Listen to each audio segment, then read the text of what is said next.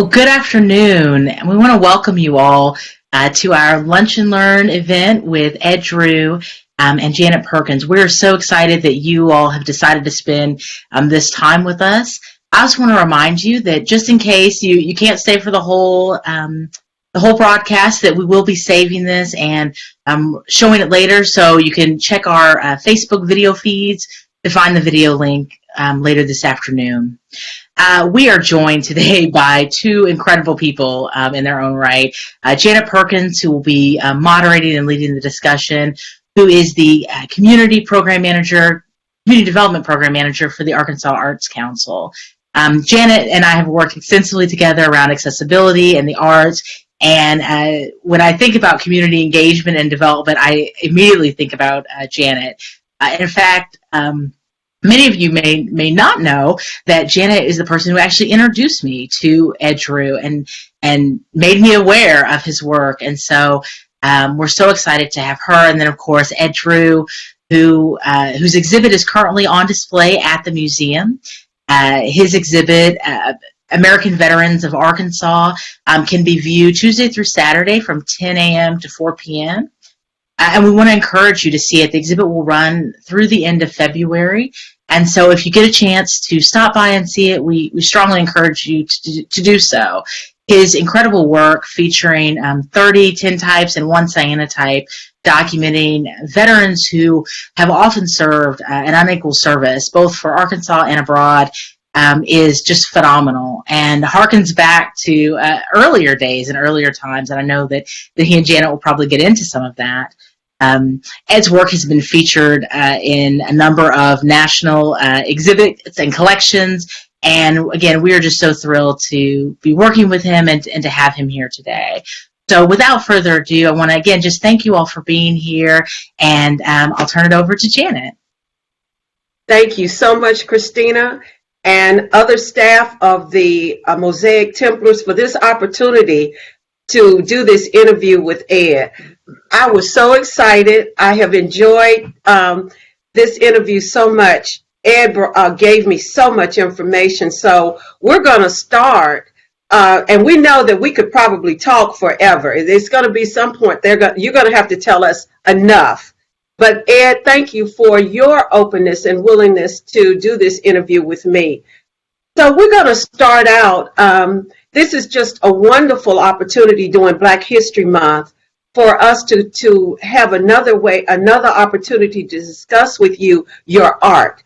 And I want to focus on that piece of just really taking a deep dive into your art and for you to give us more information.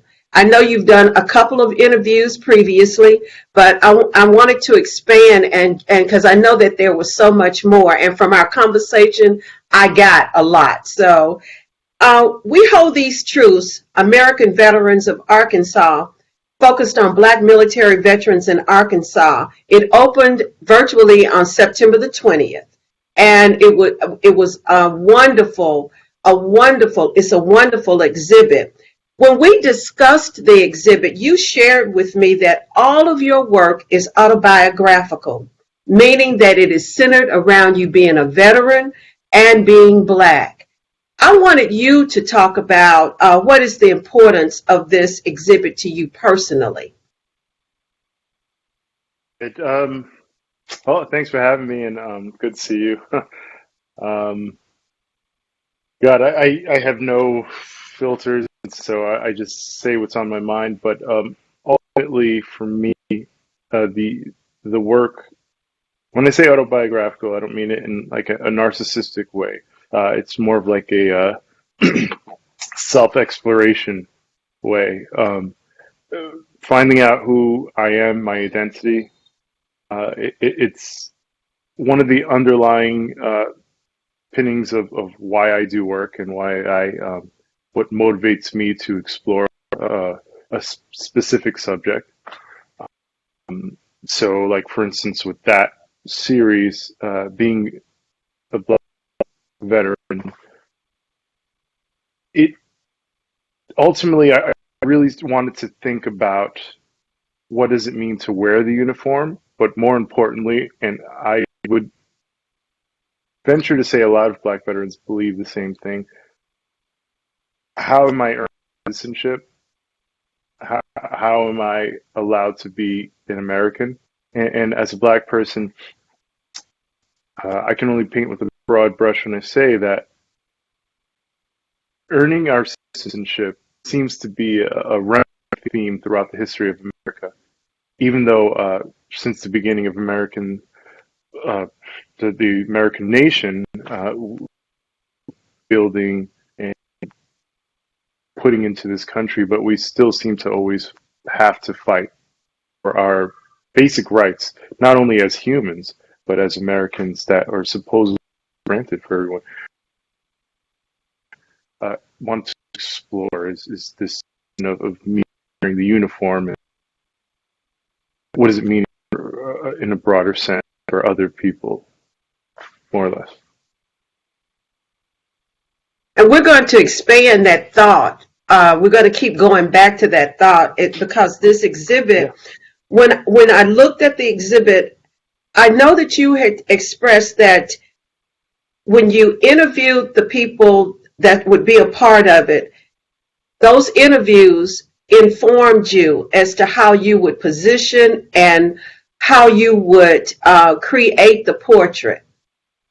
And you had talked about it was very important, just like you have just stated about wearing the uniform, the importance of it, but wearing the uniform and actually that being seen as being very important to you as a Black man wearing that uniform, and others that are also Black wearing the uniform. So when you had those conversations with the participants, what was the message that you were the story you were trying to develop? I think I do this with any portrait. I try to understand the person, and more specifically, is there something about them that stands out? And I'm storing this all subconsciously. Most of my work is intuitive, and so I will read a photo is like composing a photo. So when I see a photo, it's like a sentence for me, and it has to have pronouns and verbs, and it has to have a structure to it. So that's what when I'm talking to them, I'm really, besides just getting to know the person, which is extremely important to me. I mean, I'm not going to just take a photo of a person. I'm going to take a photo of Marcus or the various other people. My brain, with all the snow, my brain is fried. But all the people who I photographed, I'm not taking a photo of a person blank. I'm taking a photo of that person specific. And so a lot goes into the ideas. And when I'm talking to them, I'm not just listening to them, I'm also considering things subconsciously, the struggles. There's a woman, a Black veteran, excuse me, who's actually serving right now. And she's a full bird colonel. And I'm sure she'll see this, but I was just so enamored by her because she had such a grace to her. And to think that as a female in the military is hard enough. And then to be a Black person in the military is really hard. And then to be a Black female in the military is hard enough. But then she's an officer. And then she's a full bird colonel. Her name is Erica. So all of this is bouncing around my head, and I'm thinking, how can I represent this person in the best possible way? I'm seeing the way she moves. I'm seeing the way the light reflects off her skin. And I'm thinking to myself, this is how I will represent this person in this way. And then I'm thinking about all those thoughts I just told you. The fact that it's really important to me that women are represented, and they're represented in such grace and in such ways that it uplifts them. I personally think that women are completely underrepresented in pretty much every sector in the American culture, and it's Black women. I mean, the contributions that Black women have made to American culture over the centuries has been integral in our growth as a nation, not just as a race, but as a nation. This is in my head when I'm going to make a portrait of just one singular person. And then you could compound that with every individual when I'm talking to them. There was a postal worker. He was a command sergeant major, and then he retired and then became a postal worker. And then he retired as a postal worker. And so when I look at his photo, I'm thinking of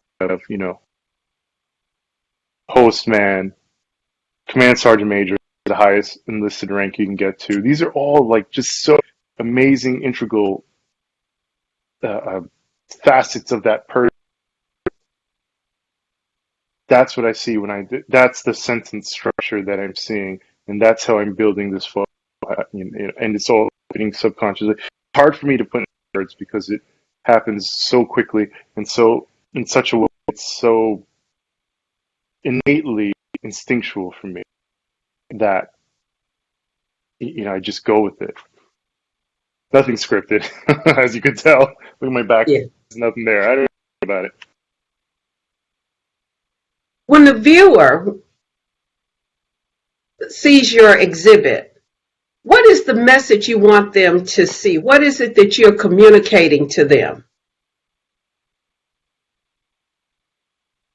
Again, and much we said in our interview on a personal level. So forgive me if I do kind of stray away from. Mm-hmm. Sure. I said then, but it's all kind of connected anyway. So I can make a connection to it if we talk offline. And you're like, what? You said something else. When a viewer looks at my work, not only do I want them to see that person in the photo, and I want them to see them as human, because that has primarily been a predominant aspect of being Black in America. We're the other. We only exist as percent of this country, yet somehow we manage to be the boogeyman a lot of times. I don't know how 13% of a population can affect a majority so profoundly, but we do it. We're considered the other because of that. Or maybe we're the boogeyman because we're made of it. Regardless of how that goes in certain folks' minds, the important thing for me is that they see us as human. Yes. Anyone can see us as yes. human. We're just human. Even if we wear the uniform. And a lot of people chose uniform. Only one person who wore a uniform item. Two. There was two people who wore uniform items. And then another one wore the American Legion uniform. The uniform is not the person. The person is in the uniform, and they easily take it off. And when I asked to wear a uniform, most of them said no. One said, hell no.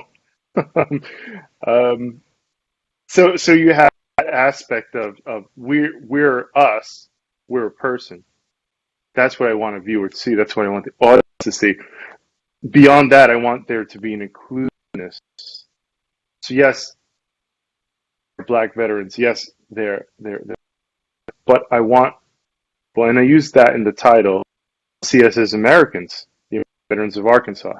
Mm-hmm. And it's kind of like a joke in my mind that when people show up to the exhibit, I think like, these are all Black people.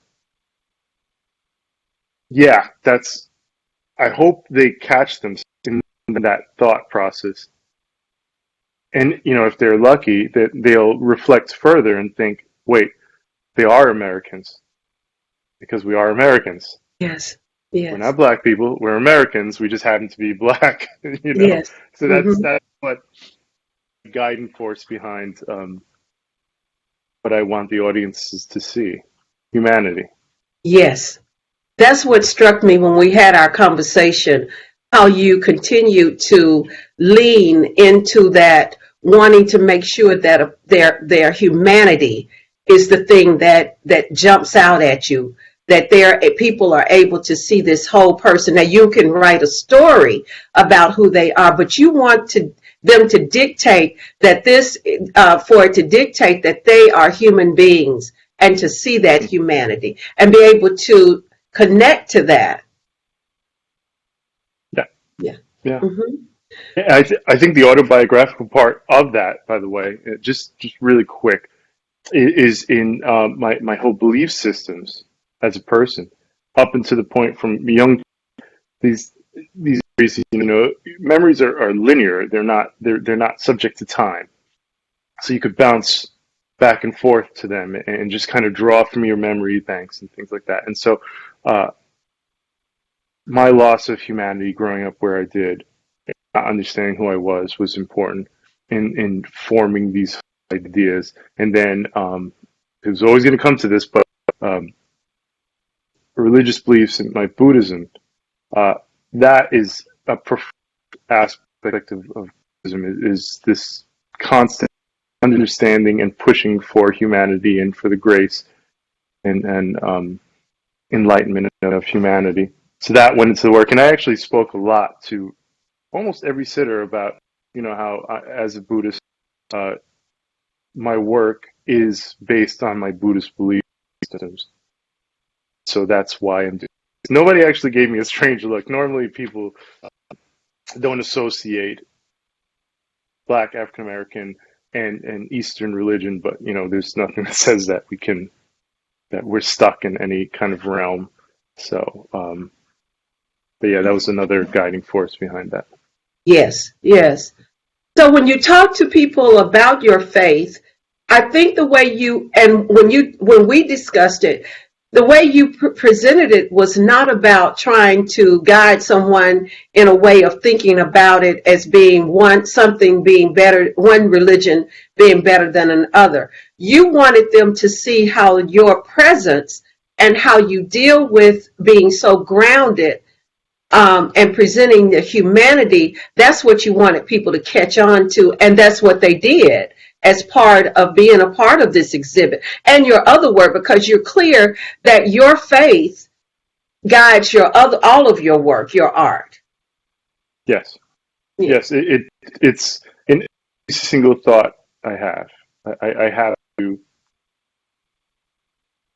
push forth that idea of humanity and enlightenment, and it's not for me. It's so that other people can have a better life, and that's what I truly want. I mean, if we feel it, it's my desire to have people have a better life. Yes. Not about me. Yes. Yes. You want for others what you want for yourself, and you think that people deserve that. Yes. Of course. One of the things. Yes. Yeah. One of the things that you mentioned to me is that you loved poetry, but you could not use your words to be able to express what you would like. So that led you into doing the photography. Talk a little bit about how that led you into doing the photography. How did you get there? Since you were in love with poetry. Yeah, I started writing poetry at a really young age, like as far back as junior high school, maybe even earlier. I like to read a lot, and actually yesterday my oldest son asked me, like, "Why do you read so much?" I'm like, "I don't know, it's something I do." But in reading a lot and writing poetry, what it was doing was painting a picture for me, and it always was falling short when I tried to paint a picture. Especially when I was writing, I would see something and think it's absolutely beautiful, and there was only so far to go that I was using. And a lot of people thought I was great at writing poetry, but I just didn't. It wasn't there. So when I got a camera, that's when I was really able to show exactly what I saw as beautiful, and then hopefully other people could see that thing too. And I would have to structure it so that it would be beautiful enough for them. And so that's where the composition and the reading of it as a sentence, and that whole sentence play that I was telling you about, how I read a photo as a sentence, that interplays with the whole poetry theme, more or less. Yes, yes. You also talked about how getting that camera changed your whole life. Talk about how it changed your life. What was it that you found when you got the camera? Well, I always liked images. Growing up, I grew up in Brooklyn, New York, and I will scream from the rooftops. I was not a fan of Brooklyn. I'm still not a fan of Brooklyn. Uh, to escape, I looked at a lot of photos. Um, my stepfather had a lot of National Geographic magazines, and I would read through these magazines, and I was more focused on the pictures than the actual words. So when I got a camera, that whole visual language was already there, and now I was the one who was creating that speaking with that language instead of letting others speak for me. And that was like a magical moment. And I don't know what it is about a camera that I find so amazing, and just having taken that photo for me is spectacular. Like I don't even know how to put it in words. As you see that I stumble upon it. I've been photographing since I got like the first camera, which was like a Minolta 35 millimeter.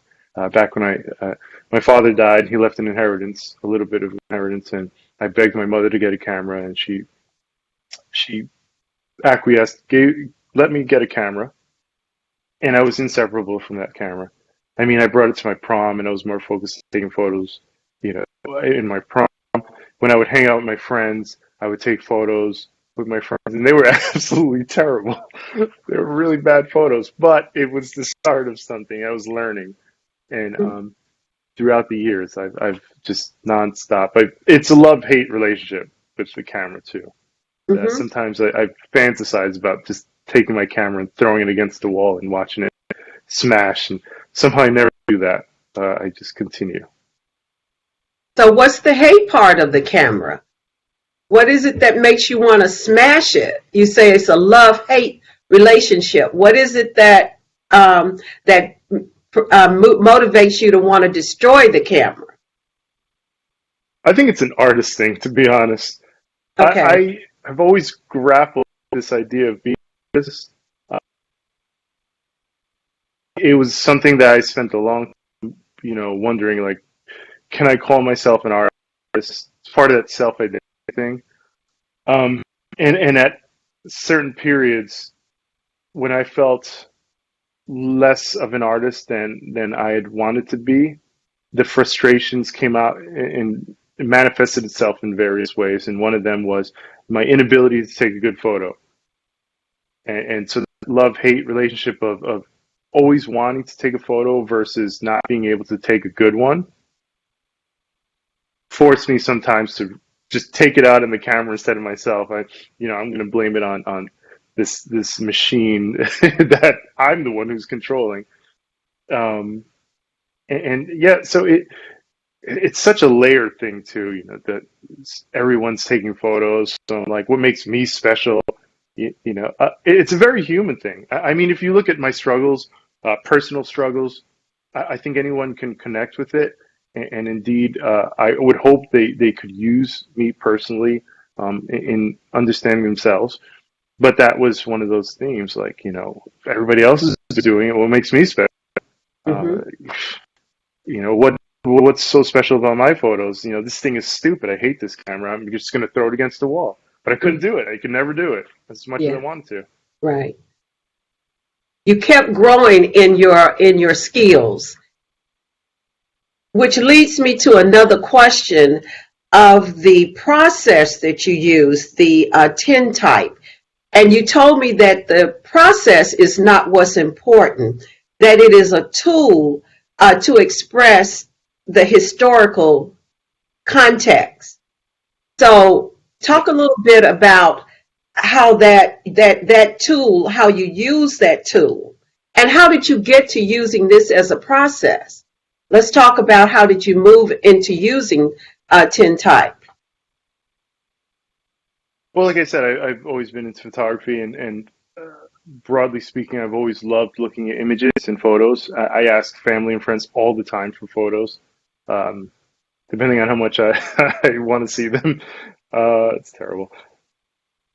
With tintypes, it brought this notion of American Civil War, American history. It was this really nostalgic look to it that a lot of people actually identify with and connected with as historical. Processes for photography mean nothing to me. And I stress that to call me a photographer is a loose interpretation of what I am. An artist is a better fit for me because technical aspects don't really matter. What matters is, am I getting the desired outcome for the specific thing I'm trying to say? And so I'll learn how to do tintypes because I want to talk about history. I want to talk about American history. And so that's kind of what drove me. And I had seen tintypes years and years ago, back when I lived in Japan and I was active duty. I saw a video about a National Geographic photographer named Rob Kendrick, and Rob Kendrick was doing tintypes in Reno, Nevada. And I saw this video. Consequently, me and Rob are good friends now because I reached out to him in Afghanistan and I told him I was doing this. And long story short, we're good friends now. So saw that, put that in the back burner of my memory. Fast forward to art school. I find out photo students knows how to do tintypes, so I paid him for a weekend seminar to teach me how to do tintypes. And had the express idea that I was going to do them in Afghanistan when I was deployed. I was a combat aerial gunner on search and rescue helicopters. And I thought, okay, well, this is kind of a thing that I don't think anybody's ever done before. So I'm going to bring all these chemicals and this camera. And in between combat missions, I was doing these tintypes. The Civil War, Americans in combat. How far have we come? How far has humanity come in war? We don't ever go anywhere, by the way.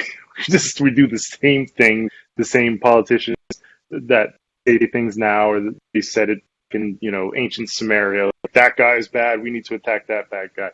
So, knowing this history of humanity, that's why I would use the tintypes, because it doesn't stop the Civil War. You have to think about history.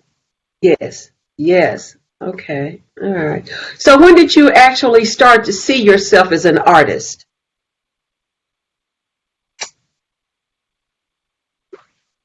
I remember a college professor when I was stationed in Japan, and I had posed this question to him because I was kind of lamenting that I don't know when I can call myself an artist, and he was a creative writing teacher, and absolutely one of the most brilliant people who opened my eyes to this world.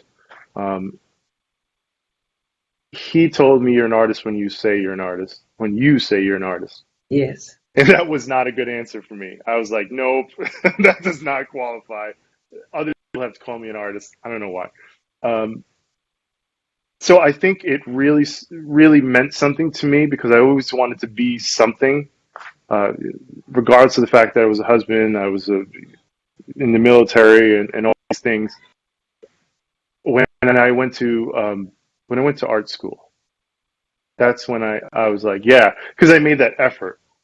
I got my degree in fine art, which to this day the most the best accomplishment, biggest accomplishments in my life is to get my fine art degree. So yeah, when I was going through, that's when I felt like I was actually an artist. I was making that effort. It just yeah, it's so weird. It goes back and forth too, because at this point now, I'm not able to create as much art as I would like, so I don't really feel like an artist. But thankfully, I have the mantles that I have my work in, and so I'm able to think that I still am an artist in a way. It's such a strange way to be, but that's yeah. I think we will say that you are an artist. We can confirm that for you. I want to talk about you coming, making the move to the South. Uh, that move being you grew up in Brooklyn, and now you're living in the South. What has that been? The challenges, and what has it also added to your life being in the South? The South, I love the South. I do. It never felt like normal in the North, as weird as it sounds. And my father is black. My mother's Puerto Rican. His family's from South Carolina. It's in my blood, but more importantly, as in my race, it's in my blood, literally. Um, I feel comfortable in my skin in the South. I feel proud to be black in the South. As odd as that would make occur to people, in the North, it's not. It's just not the same to be black as being in the South. I've met so many wonderful people, black people, who have helped me grow as a person. And I think that's what I love the most about the South is that I've met so many black people like yourself, Christina, who have just made me proud to be me. And so that's what I think for me the South means. And the landscape, the history, even the history, as dubious as the history was, it formed the strength that black people have. We're stronger because of that terrible history. The things that we as a race have been put through. I mean, most people would crumble, but we kept going. And being in the physical places where these things happened, every time I walk out into the woods, it somehow always manages to kind of buzz in my brain. Like there could have been a black person in this very area back in the 1840s and 30s, scared because of some, runaway slave master trying to get him or whatever, or maybe just being proud to stand there. And that history connection, that's there for me. Not so much in this North, but here, that connection to the land and to the history, that's huge for me. It makes me smile because I feel like I'm part of something. Yes, yes. Since you've been here, you've made connections with the community in Eudora, Arkansas. And especially you were doing work with them before COVID-19 stopped. Talk about your work and the work in Eudora that you were doing, and what were you, the people that you were working with. What was the project? It's still going. COVID really slowed me down. The distance as well, it being 2.5 hours south of us, it's pretty much a whole day trip, and my wife works a lot, so I'm not able to go as much as I would like. The work is about there's just so it's about the Delta, um, the people of the Delta, and how the forgotten America. That's the forgotten America. That's the America that keeps on getting forgotten, black or Mm-hmm. white. Mm-hmm. Nobody cares about the Delta.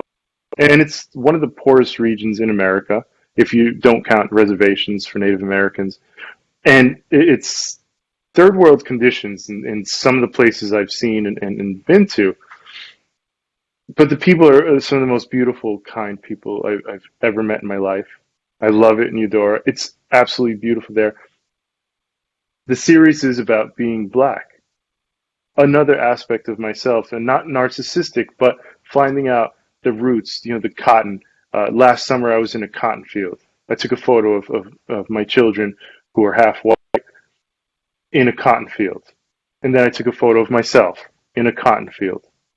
And that, that plant has caused so much death and so much destruction. And it's so beautiful. And I just stood there staring at this cotton for almost an hour, just thinking about it.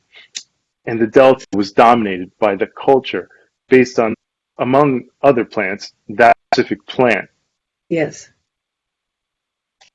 That brought my ancestors here. That plant in that region created a legacy of pain and destruction and hurt, but it also created one of the strongest people in this country, that they're the heart and the soul, the heart and soul of Black people. So I want to go there as kind of a pilgrimage, and in doing so, make portraits of people and uplift them, show them how beautiful they are. Yes. And the craziest notion is that they're not poor. They might lack in finances, but that's not how the world revolves. And they're some of the richest people I've ever met, some of the happiest people I've ever met. And so it keeps on drawing me there. And they're so welcoming to me. And I feel so awkward because I never really fit into any, you know, I grew up around Italian Americans in Brooklyn. I didn't know what it was to be Black. And so in growing, even to this day, I'll be 40 this year. I'm still learning what it is to be Black. Yes. That series is part of that. It's part of my reconciliation with myself, having grown up most of the time hating being Black, and finding that Black was not beautiful, and finding that Black is less in America. So that series is a further, exploration into the notion that Black is beautiful. Yes. Black is a person. Black is a way of being. It's part of the South. Mm-hmm. That's what that series is about. And the Delta is just one of those things that, it's just such a concentration of our history and our race, that it's a pilgrimage for me. Yes. Yes. And so that's just the small, it's so much goes on in here. It's hard Yes. for me to distill every thought for Yes. people, but I'm trying. Yeah. Yeah. So as you talked about it's you from this experience, you have found your value as about being Black instead of the feeling being less. This exhibit, are you going to take this the work that you're doing in Eudora? Are you looking at expanding it to go further into the Delta, into other communities? And will Yeah. this end up being another one of your exhibits that you will communicate this whole concept of how beautiful Black people, how beautiful they are, and the value that they bring to this world? Yeah, of course. I mean, my wildest dreams, this would travel, into various places. My focus is, very importantly, my focus is on legacy. Mm-hmm. So I don't work with. I was part of a gallery back when I was still in college. I was able to get into one of those high-priced galleries, and it was such an empty feeling to just worry about money in my art. And so I wanted to take that aspect out. So now I work exclusively with museums and cultural centers. Um, in my wildest dreams, this work finds itself in different museums throughout the nation. And people are able to see, and I don't want Black people to see the work. I want everyone to see the work. White, Asian, Indian, I want them to see the work. And that's where I see it. The Forgotten America, there's just so much to it. The Forgotten America aspect of it. I'm not just taking photos of the people, but I'm taking photos of the place. I'm trying to find this cohesiveness between people and landscape, and that's primarily what I'm finding is in Eudora, the people are part of the landscape, especially the Black people, to a small extent, white people. I don't just talk to Black people, by the way. I do talk to everyone, anyone who's willing to listen. I talked to this older gentleman really quick. That was he was a white gentleman, And I kind of figured out where his political leanings were because he freely gave it to me. But it was just nice to talk to him and to hear his perspective. Mm-hmm. If I could go back for a second, one of the aspects of the South that I really like is that black and white, although for some reason people want to believe that we're at odds with each other, are actually quite intertwined with each other, especially in the South. Mm-hmm. I didn't realize that I was an attractive male until, or I'm not trying to blow myself up, but I didn't think I was anything worth looking at until I came to the South.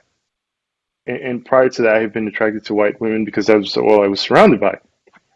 And I was continuously rejected and whatnot. And I thought, like, something's wrong with me. When I come to the South, it didn't matter black, white, everyone accepted me and what I looked like. I liked that. So that white connection with the blacks and black, but all of this is just, it's like an overflowing cup in the Delta. And Mm-hmm. you know, if so, I find it very, there's just so much work I can't even put it into to words, that there's so much that I can work with there and do. And so yeah, actually, hopefully that answers the question. Yes. Yeah. Yeah. Thank What you. did what did your children learn from have they learned from the experience of going down in Eudora, being down in that area? My oldest son, he's just turned 19. He gets a lot. I try to take him with me on a lot of these photo journeys, with the hope that something touches him and opens his eyes. The One of the first people I met and who I really kind of worked with a lot there was a man by the name of Josh Johnson. Yes. Josh Johnson, you know him personally too. Yes. Yes. He recently died. The connection we had, and I had only known him for 7 months, something.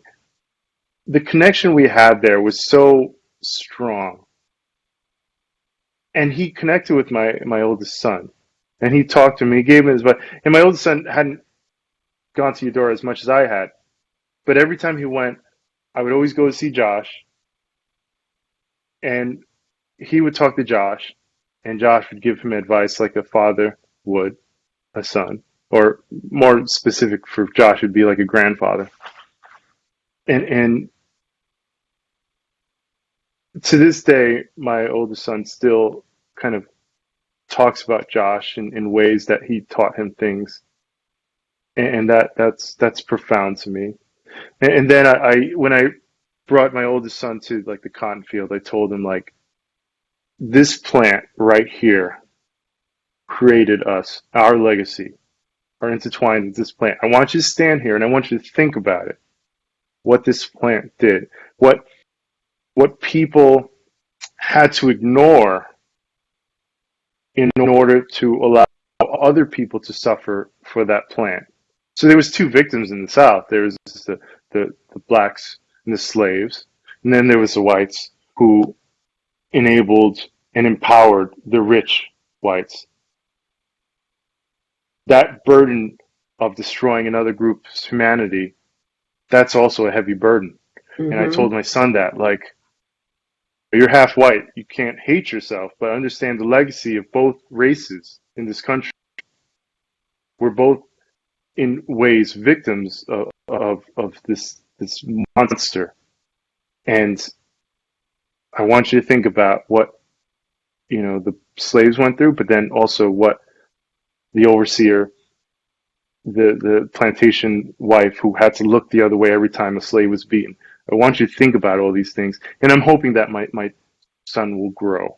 And then the little ones who are way too little to understand these, they just like playing with cotton. And it tickles me to watch them play with cotton because I'm thinking, here is a half-white child playing with cotton. I hope the slave masters are rolling in their graves right now. It's one of those trickster artist things to do.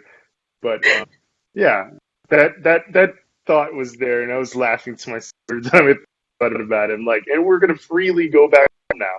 So Yes. Yes. Yes. Yeah. You mentioned to me that you also would desired to be able to get into the classrooms and to speak in different schools. What do you want young people? What is the message you want to give to young people through your art? Well, I want there's a bunch of different things. I want to see a successful black man who gave up his career or being in the military to take care of his family. Because with my art comes my story.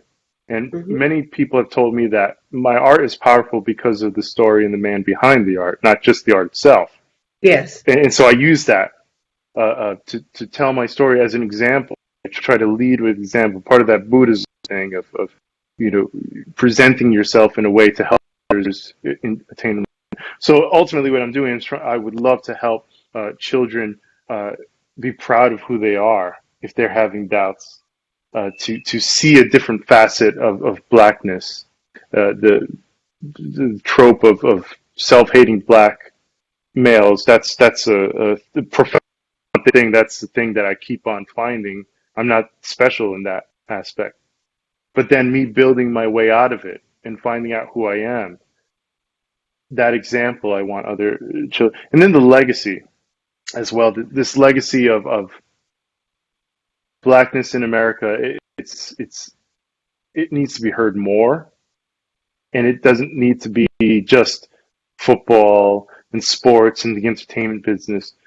I'm worried about the legacy and that thing I was telling you about doing my work in museums. It's because there's a legacy that I want to build. It's great if people look at art and they're like, it's great. But if I'm building upon the narrative of this country, I'm changing that narrative to be inclusive. I'm not saying black is better. I'm saying, hey, we're part of this country. Why don't you look at us? yes, yes, So I want kids in schools, convey that message to kids, like build upon the legacy, not just what I can get, but what we all can get. Because I give to you, you're going to give to someone else, they're going to give it to someone else, and it'll eventually come back to you. yes, And yes. so that's what, you don't have to actively seek stuff for yourself because it'll eventually come back to you. That's a good segue into another conversation that's related to Black history. Seeing Black history as part of American history and the history of the world, and how it expands beyond the designated month of February. Um, and also just wanting to, as you talked, I was thinking that what Mosaic Templars are, that what the opportunities that they give for people to experience African Americans, blacks, every day of the year. That's very important. That's a powerful thing, that and to give so many layers to it. And as you were talking, I was thinking about that's what you're doing with your art. You're part of that landscape, that fabric that is adding to that conversation all the time, not just in Yeah. certain limited a way, but you're adding to that conversation all the time.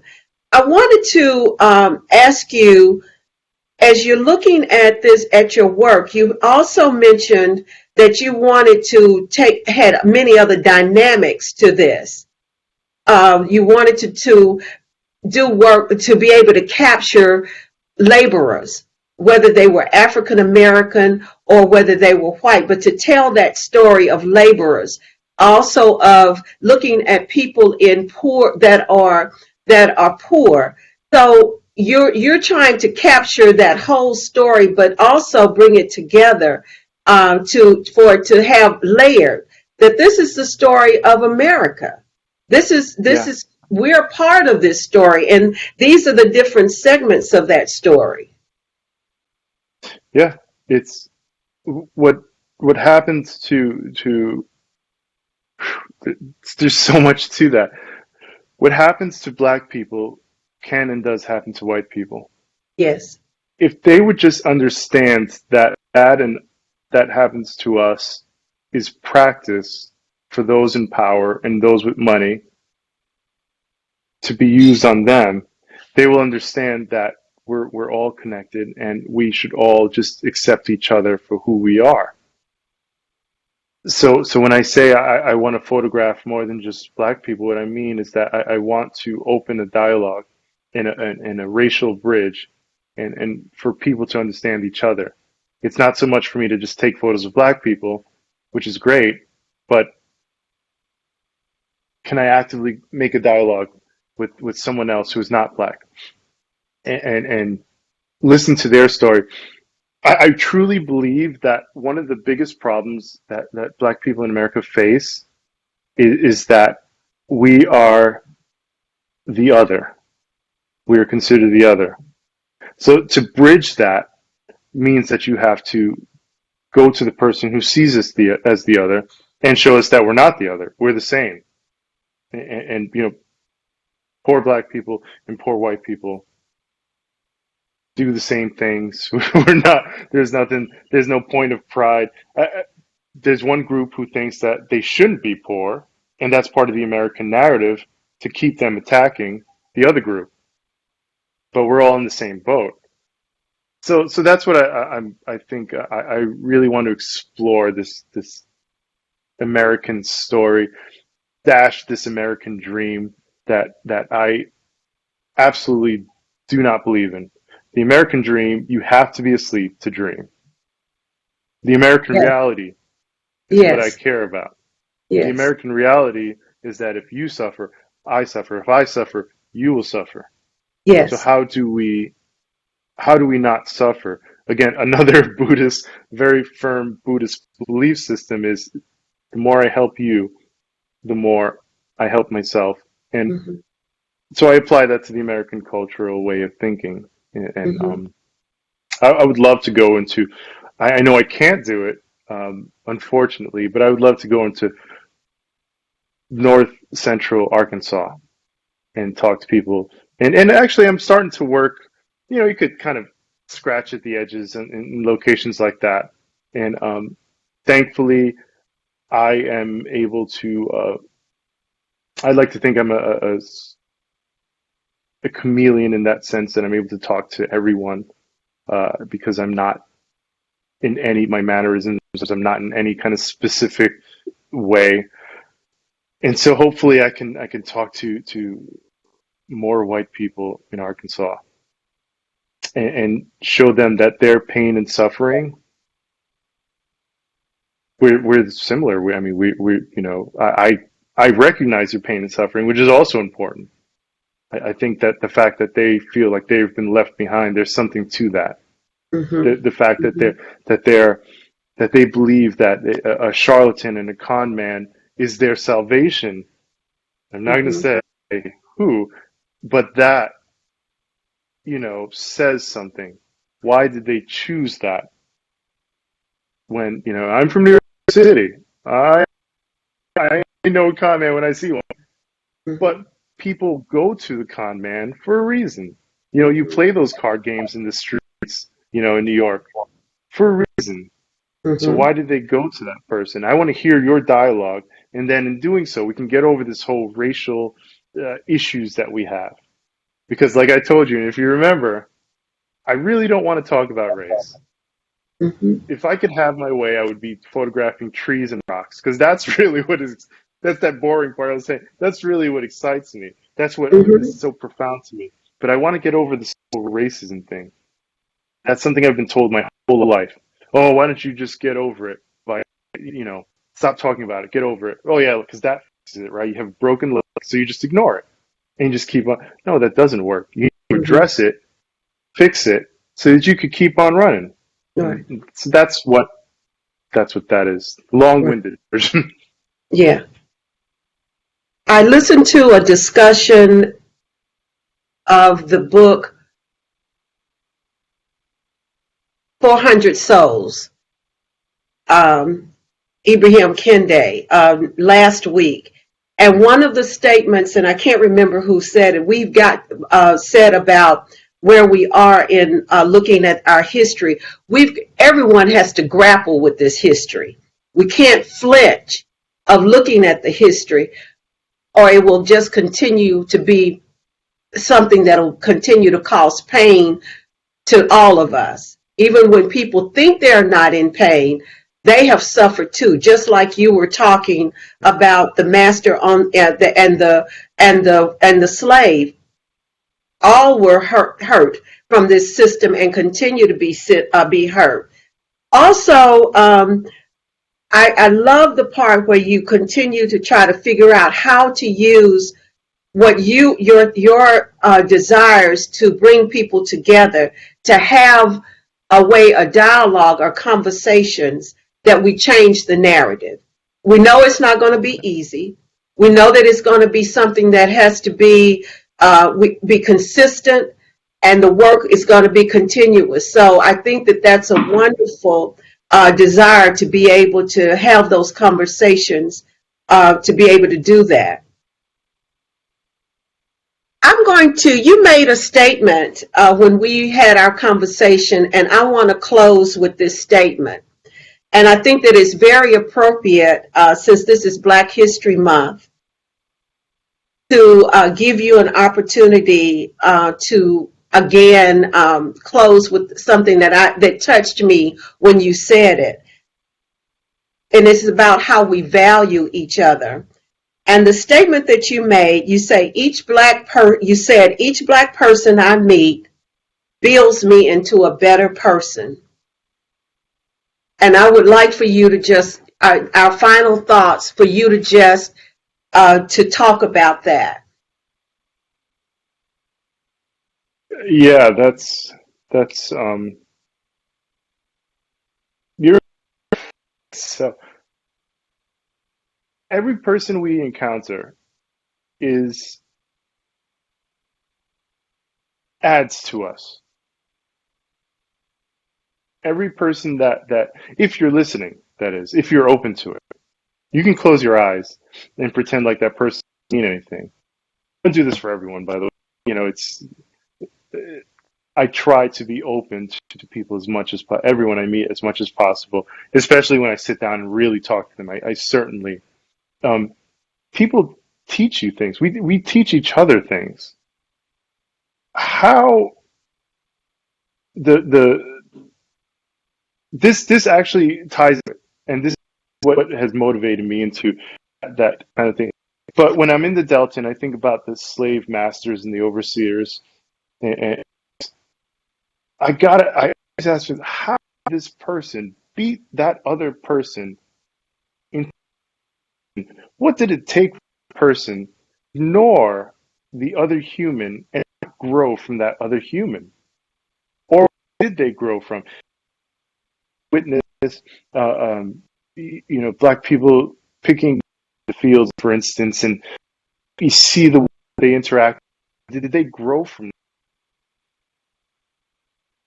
kind of thoughts like that? For me, tell me that at every avenue I can learn from somebody else. So when I photograph somebody and I'm listening to them and I'm watching them talk, they're helping me grow as a person because I'm learning from them. I'm seeing their experience.